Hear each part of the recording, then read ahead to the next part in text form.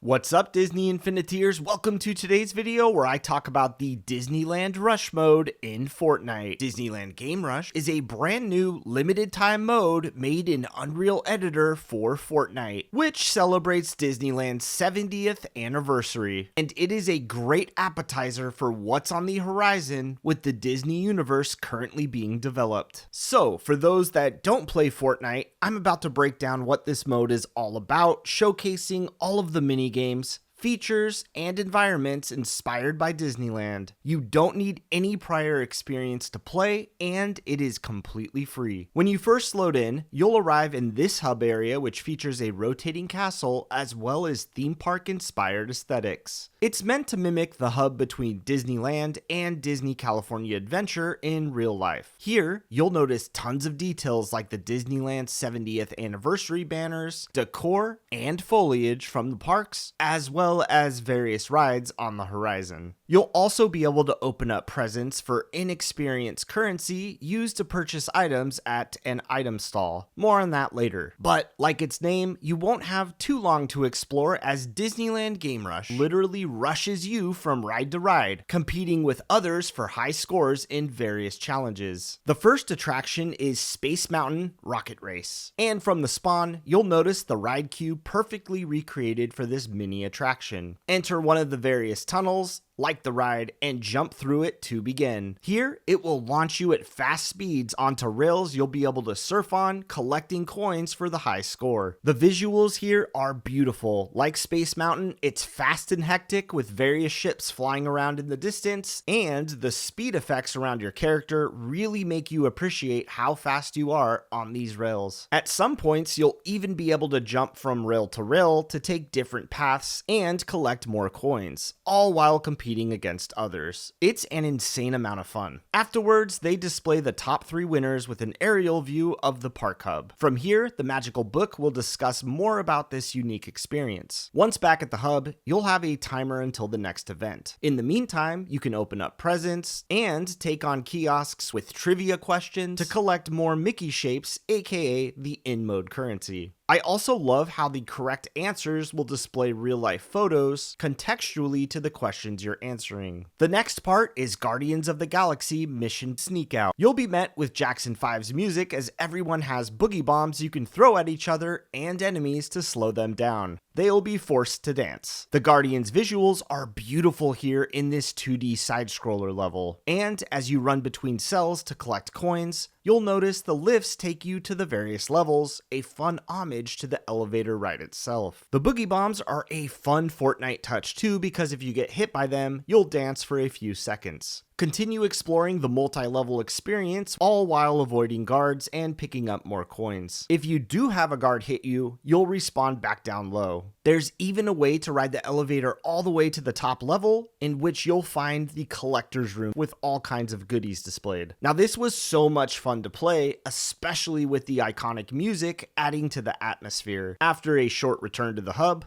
I was off to the next Disneyland attraction, Indiana Jones Tomb Runner. The visuals in this are beautifully inspired by the Disneyland ride and even features Fish Stick, an iconic Fortnite character, in these 2 statues, which someone looked into his eyes. A fun callback to the actual Indy ride. This experience features a top-down view. Here, you will race against other players collecting all kinds of collectibles, including these speed boosts that you can use to keep moving forward quicker. This also features the actual music from the ride as you quickly navigate various areas and paths featuring spiked traps, avoiding lava, darts coming across the screen like from the ride, and tons of barriers to hurdle over, and so much more. I just love how much influence and attention to detail that was put into all these minigame levels. Eventually, you'll be able to reach the end where you'll see Indy standing next to a broken down wall, calling back to the iconic ride. The next ride is my personal favorite, Haunted Mansion Scavenger Haunt. This experience starts you out in the classic stretching room, just like the actual ride. You'll get the full music and voiceover, and from here, you'll get to navigate into the dark mansion, entering various doors that'll take you different directions, collecting all kinds of stuff. You'll notice so many references to the ride, like the visuals, staircases, mansion decor, and so much more. There's even parts where you can hit piano keys to open up hidden doors to navigate into the mansion further. I especially love the classical dining area, complete with dancing ghosts. So cool. I even found this switch upstairs, which allowed me to enter Madame Leota's room with her crystal ball and musical instruments flying all around. Another room featured creepy plushies with red eyes everywhere, and even switches that made staircases appear. In another playthrough, I made my way outside with tombstones and ghosts all around, a great homage to the last third of the ride itself. There's even the hallway with the floating candlestick that you can enter here. Overall, this one was my favorite because I love the Haunted Mansion, and I adored exploring it in this Disneyland Rush mode. The next minigame is called Matterhorn Slip and Climb. Here, you'll have to ascend an icy mountain in 2D side-scroll mode using a grappler to launch yourself up and across to various sections. And like everything else in Disneyland Rush, I loved the details like the roller coaster track, tunnel turns, and even glowing red eyes down the pathways, referencing the iconic Yeti from the actual attraction. This one was probably the most difficult because you can get ice on your feet, which will cause you to slide around quickly. Just pure chaos and fun to be had here. However, if you do manage to make it to the top of the mountain, it will give you some extra XP and will respawn you back down where you can try other pathways and go for more collectibles throughout. The visuals here were perfect. Disney really crushed it with all these attractions. I loved the little Easter eggs. I also like that there's no right or wrong way to play these mini games. For example, if you don't make it down every hallway or up every level, it's okay. It just means there's more to explore the next time you play them. The next part of the mode is Star Wars Stormtrooper Showdown. Here, you'll start off in a cell calling back to the Rise of the Resistance ride that this is based on. Once out of the cell, it's up to you to take down as many stormtroopers as possible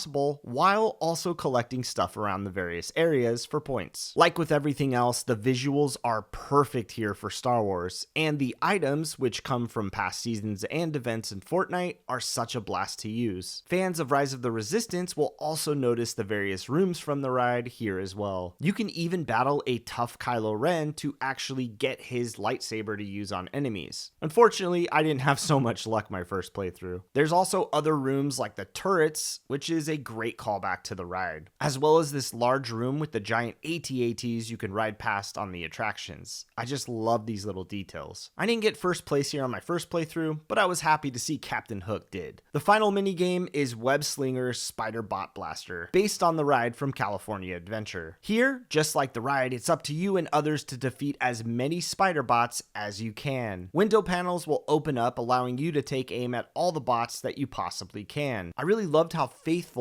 everything was from the ride here. You can even shoot green barrels to make them explode for more damage to the bots, as well as look for glowing ones to shoot for some extra points. Overall, this was the most simple yet perfectly executed. My friend pointed out that there's actually hidden areas you can explore behind you as well. On my first playthrough, I didn't check it out, but on my second playthrough, I made it up to this higher vantage point, which allowed me to blast more bots and earn more points. After you complete all of the rush events in randomized order, the hub world will turn into a party zone with nighttime arriving, fireworks going off in the beautiful sky, and even a dance party underway. Most importantly, this features our first look at Mickey Mouse in Fortnite. The mouse is here, and he's just getting started. How cool is that? It was at this point I decided to purchase a Goofy hat to wear as I got my dance on. The hub is great because there's more presents you can open and take on more Disneyland trivia at the kiosks as you please. Once all the minigame events are complete, it will start all over again and you can compete in more events, save up more event currency, and that's not all. Some of the collectibles are marked as locked in their store, and that's because they are unlocked by finding hidden keys in each level. I actually managed to find one in another playthrough. That's pretty cool. Lastly, I was able to get this really cool hat box ghost back bling, which looks fantastic, and you can see